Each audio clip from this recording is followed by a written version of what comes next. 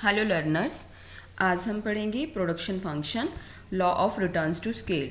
So I am Rajni Goyal, assistant professor of economics, government college Chhachhrauli, present this topic. तो सबसे पहले हम पढ़ते हैं कि व्हाट इज़ प्रोडक्शन फंक्शन, कि प्रोडक्शन फंक्शन क्या है। Production function express the technological relationship between inputs and output of a firm under given technology. तो जो प्रोडक्शन फंक्शन है वो इनपुट्स और आउटपुट का आपस में रिलेशनशिप है। अब प्रोडक्शन फंक्शन में भी ऐसे हो सकता है Q is equal to output and Q is a function of land, labour, capital, entrepreneur.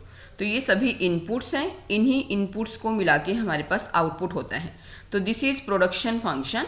Production function express the relationship between inputs and outputs of a firm under given technology. कि हमें technology का पता है तो जो different factors of production होते हैं, land, labour, capital, entrepreneur, उनके साथ आउटपुट का जो रिलेशनशिप है that is known as production function. Next हम करते हैं टाइप्स ऑफ प्रोडक्शन फंक्शन। जो प्रोडक्शन फंक्शन के टाइप हैं, टू टाइप्स में हम उसको डिफाइन कर सकते हैं, short run and long run. Short run is that period in which some factors are fixed and some factors are variable. तो लेबर को वेरिएबल मानते हैं हम तो, और लॉन्ग रन में सभी जो फैक्टर्स हैं वो वेरिएबल होते हैं, सभी फैक्टर्स में हम परिवर्तन कर सकते हैं। तो शॉर्ट रन में जो हमारे पास लॉ होता है that is law of variable proportion, घटते बढ़ते अनुपात का नियम, and in long run law of returns to scale. जो लॉ ऑफ वेरिएबल प्रपोर्शन है वो मैंने कुछ समय पहले एक वीडियो आई थी, उसमें मैंने अच्छे से एक्सप्लेन किया है कि what is law of variable proportion, ये घटते बढ़ते अनुपात का नियम। तो अगर आप उस वीडियो को देखना चाहते हैं तो वो वहाँ से आप देख सकते हैं। आज हम कर रहे हैं law of returns to scale, जो कि लॉन्ग रन का कंसेप्ट है। तो अब हम आते हैं कि what is law of returns to scale. So in the long run, जैसा कि मैंने अभी बताया, लॉन्ग रन में सभी factors, all factors of production are variable, no factor is fixed. कि लॉन्ग रन इतना लंबा पीरियड है कि सभी फैक्टर्स ऑफ प्रोडक्शन, सभी फैक्टर्स में हम चेंज कर सकते हैं, और output can be increased by increasing all factors in the same proportion. सभी फैक्टर्स में ये इंपॉर्टेंट चीज़ है कि सेम प्रपोर्शन में हम चेंज करके आउटपुट में चेंज कर सकते हैं। कि अगर आपने लेबर और कैपिटल है तो दोनों में सेम प्रपोर्शन से हमें चेंज करना है। Law of returns to scale refer to an increase in output due to increase in all factors in the same proportion. सभी फैक्टर्स में सेम प्रपोर्शन से चेंज करने पर जो आउटपुट में चेंज होता है that is known as returns to scale, उसे हम रिटर्न्स टू स्केल कहते हैं। इसका मतलब क्या है कि long run is a period जिसमें सभी फैक्टर्स वेरिएबल हैं, कोई भी फैक्टर फिक्स नहीं होता, और अगर हम आउटपुट में परिवर्तन करना चाहते हैं तो सभी फैक्टर्स में परिवर्तन करना होगा और वो सेम प्रपोर्शन से करेंगे। कोटशाइनी ने, लिबिफिस्की ने इसकी डेफिनेशन दी है। The term returns to scale refers to the changes in output as. तो रिटर्न्स टू स्केल क्या है कि आउटपुट में कितना चेंज होता है, as all factors change by the same proportion, जब सभी फैक्टर्स में सेम प्रपोर्शन से चेंज होता है। तो यही डेफिनेशन भी यही कहती है कि रिटर्न्स टू स्केल का मतलब क्या है कि आउटपुट में परिवर्तन होना, किसके कारण, जब सभी फैक्टर्स में चेंज होता है। तो ये हमारे पास है law of returns to scale. Next हम करते हैं, इसे एक एग्जाम्पल से समझा गया है। सपोज प्रोडक्शन फंक्शन हमारे पास ये है, production is a function of labour and capital. L का मतलब लेबर, के का मतलब कैपिटल। अब अगर हम दोनों, if both the factors of production that is labour and capital are increase in same proportion X, जैसे कि मैंने आपको पहले भी बताया कि हम सेम प्रपोर्शन से चेंज करेंगे, एक्स से चेंज करते हैं, production function will be rewritten as P1। तो जो नया प्रोडक्शन फंक्शन है हमारा P1 होगा, और function of XL, XK, x यहाँ पर क्या है कि जिस प्रपोर्शन से हमने चेंज किया है वो 10%, 20%, 50%, 100%, 200% कुछ भी हो सकता है, जिससे हम दोनों फैक्टर्स में चेंज करते हैं। अब अगर if P1 increases less than the proportionate increase in the factors of production, इसका मतलब जो P1 है वो है चेंज इन आउटपुट, और अगर जो change in output less than है किससे, एक्स से, P1 upon P, P1 upon P का मतलब है change in output. If P1 upon P is less than output, इसका मतलब हम इनपुट्स, कि हमने इनपुट्स ज़्यादा लगाए लेकिन आउटपुट आपका कम इंक्रीज हुआ, तो हमें डिमिनिशिंग रिटर्न्स टू स्केल मिलेंगे, पैमाने के घटते प्रतिफल।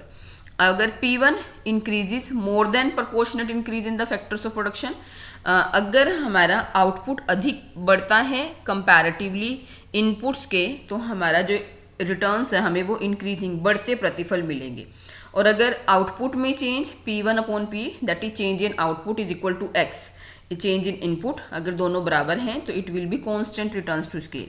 तो हमारे पास 3 तरह के स्टेजेस होंगे, 3 स्टेजेस होंगे। वो स्टेजेस क्या हैं, वो हमारे पास है इंक्रीजिंग रिटर्न्स टू स्केल, पैमाने के बढ़ते प्रतिफल, पैमाने के कांस्टेंट रिटर्न्स टू स्केल, पैमाने के समान प्रतिफल, and diminishing returns to scale, पैमाने के घटते प्रतिफल। तो इसे हम एक टेबल से भी समझ सकते हैं। तो देखो जो टेबल मैंने बनाया है वो फर्स्ट कॉलम में हमने यूनिट्स ऑफ लेबर ली है, सेकंड में यूनिट्स ऑफ कैपिटल, नेक्स्ट है percentage increase in labour and capital. इसका मतलब इनपुट्स में कितना चेंज हम करते हैं। टोटल प्रोडक्शन कि जो एक यूनिट ऑफ लेबर और एक कैपिटल है तो उससे प्रोडक्शन हमारा कितना है, and percentage increase in total production. ये जो कॉलम है वो इस कॉलम के ऊपर बेस्ड है कि कितना हमारा प्रोडक्शन में चेंज होगा। और लास्ट में हमने रिटर्न्स टू स्केल निकाले हैं कि वो क्या रहेंगे। अब फर्स्ट सबसे पहले हमारी पोजीशन क्या है कि हमारे पास एक लेबर है और 2 कैपिटल हैं, उससे हमारा प्रोडक्शन 10 यूनिट्स का हो रहा है 10। अब हमने कहा था law of returns to scale में दोनों जितने भी फैक्टर्स ऑफ प्रोडक्शन है उसमें सेम प्रपोर्शन से चेंज करेंगे। तो अगर हमारी यूनिट्स ऑफ लेबर 1 से बढ़कर 2 हो जाती हैं और कैपिटल में भी 2 से 4, देखो पहले जो रेशो थी ना 1:2 थी, 1:2 थी, और अब जो हमारे पास रेशो है लेबर और कैपिटल की वो भी 1:2 है, क्योंकि दोनों लेबर और कैपिटल में सेम प्रपोर्शन से चेंज हुआ है। और वो चेंज कितना है 100%। 100% कैसे हम कैलकुलेट करेंगे, इसे ध्यान से देखो कि 2 जैसे 2 है हमारे पास 2 - 1/1 × 100। देखो 1 से 2 हो गया तो इट मीन्स 1 का चेंज हुआ 1/1 × 100 तो 100%। चाहे तो आप यहाँ से भी निकाल सकते हैं 4 - 2/2 × 100 तो 100% चेंज हुआ है। और 2 लेबर और 4 कैपिटल लगाने से हमारा प्रोडक्शन हो गया है 30 यूनिट्स का। तो अब टोटल इंक्रीज कितना हुआ, percentage increase in total production is 200%। वो कैसे हुआ, 10 और 30 में से हम देखेंगे कि कितना डिफरेंस है, 20 का डिफरेंस है। तो 20 / 10 × 100 तो वो आ गया 200%। इसका मतलब 100% लेबर एंड कैपिटल में इंक्रीज करने से आउटपुट में 200% इंक्रीज होता है। Then it is increasing returns to scale. तो यहाँ पर जो रिटर्न्स टू स्केल है वो हमारे पैमाने के बढ़ते प्रतिफल मिलते हैं। इसी तरह से हम 2 से जो लेबर है वो 3 करते हैं और 4 से 6। अब देखो जो यहाँ पर प्रपोर्शन है वो फिर अगेन सेम, पहले जो रेशो थी 1:2 थी, फिर अगेन 2:4 है तो इसका मतलब 1:2। अब जो 3:6 है उसका मतलब भी 1:2 है। जो रेशो है हमारी वो चेंज नहीं होनी चाहिए, तो यहाँ पर भी 1:2। अब जब हम देखते हैं कि percentage change in labour and capital क्या है, इंक्रीज, तो आप दोनों लेबर और कैपिटल में से किसी भी फैक्टर में से कैलकुलेट कर सकते हैं। फॉर एग्जांपल मैं आपको कैपिटल में से करके दिखाती हूँ। तो यहाँ पर होगा 6 - 4/4 × 100। 6 - 4 2 आ गया, अपॉन 4 2/4 × 100 दैट इज 50%। 50 तो लेबर एंड कैपिटल में जो चेंज हुआ है वो 50%। और अगर टोटल प्रोडक्शन हमारा 60 हो जाता है, 30 से बढ़कर 60 हो जाता है, तो हमारे पास जो इंक्रीज इन टोटल प्रोडक्शन है वो होगा 100%। इट मीन्स 50% लेबर और कैपिटल चेंज करने से प्रोडक्शन में 100% चेंज हुआ है। तो ये हमारे पास है इंक्रीजिंग रिटर्न्स टू स्केल। इसी तरह से अगर अब हम 3 से 4 प्रोडक्शन लेबर और कैपिटल में फिर हम सेम प्रोपोर्शन से चेंज करते हैं। लेबर 3 to 4 और जो यूनिट्स ऑफ कैपिटल है वो 6 to 8। अब भी देखो जो रेशो वो सेम रहनी चाहिए। पहले 3:6 थी, 1:2 और 4:8 का मतलब भी 1:2 है। अब percentage increase in labour and capital 33%, वैसे ही कैलकुलेट करेंगे जैसे हमने पहले किया था।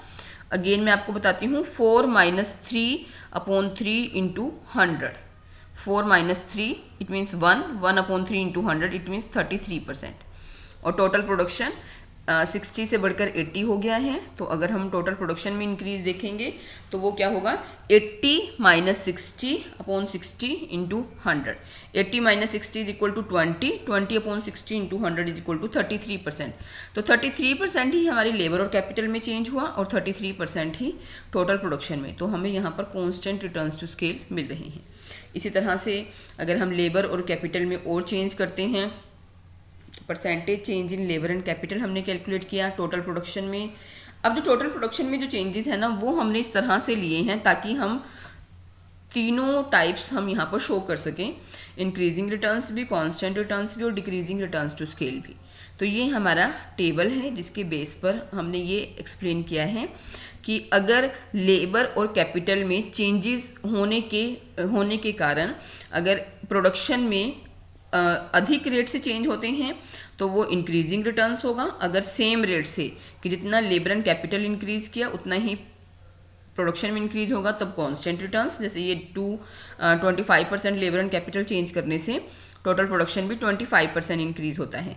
तो ये कांस्टेंट रिटर्न्स टू स्केल है। और नेक्स्ट है अगर 20% लेबर एंड कैपिटल चेंज करने से डिक्रीजिंग रिटर्न्स हमारे 10% आउटपुट चेंज होता है तो वो डिक्रीजिंग रिटर्न्स टू स्केल है। तो इस टेबल में हमने ये शो किया है कि एक तो दो चीज़ें आपने ध्यान रखनी है, एक तो ये कि जो लेबर और कैपिटल में फैक्टर्स में चेंज होगा ना वो सेम प्रपोर्शन में होना चाहिए। सेम प्रपोर्शन मीन्स प्रपोर्शन जो रेशो थी वो सेम रहनी चाहिए, 1:2, 2:4, दैट इज 1:2, 3:6 का मतलब भी 1:2 है। तो जो रेशो है that remain constant, ratio same रहनी चाहिए।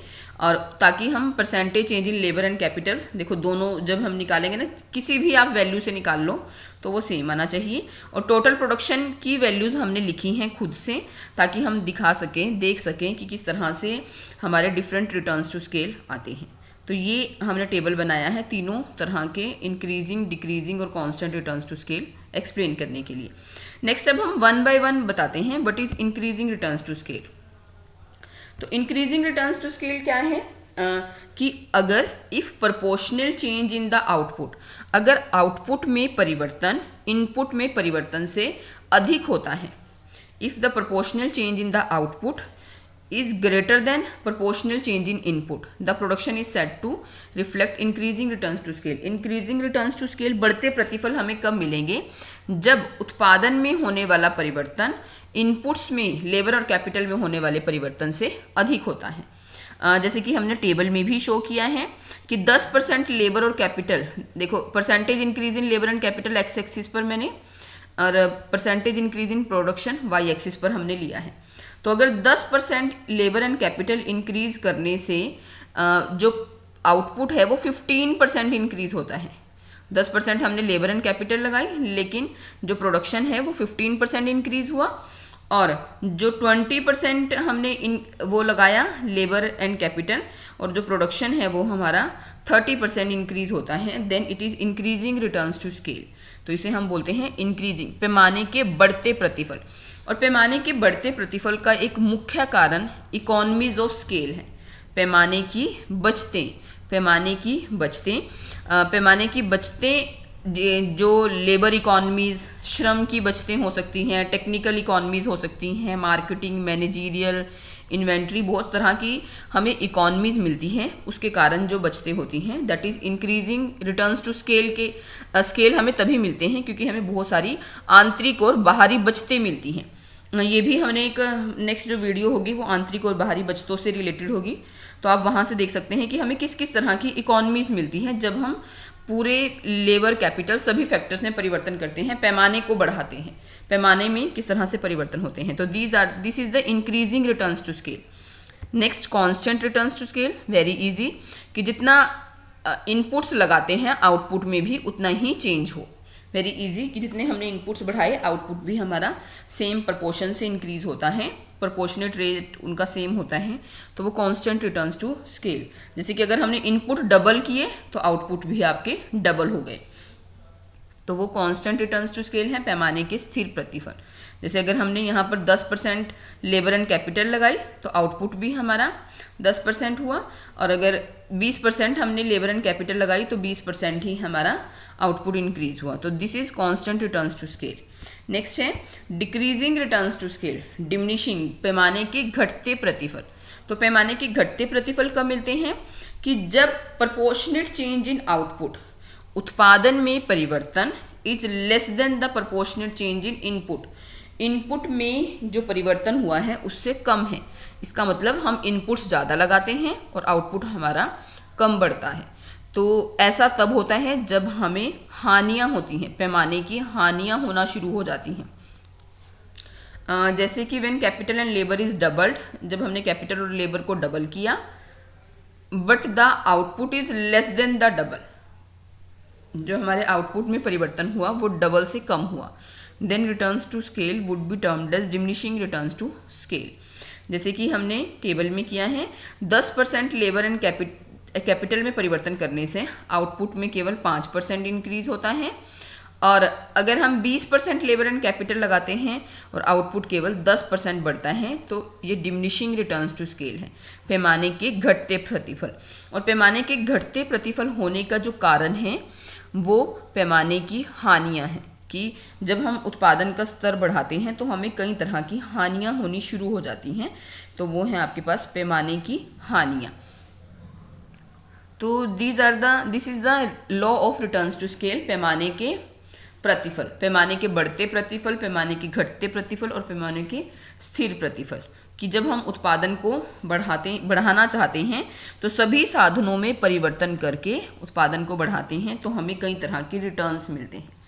तो this is law of returns to scale.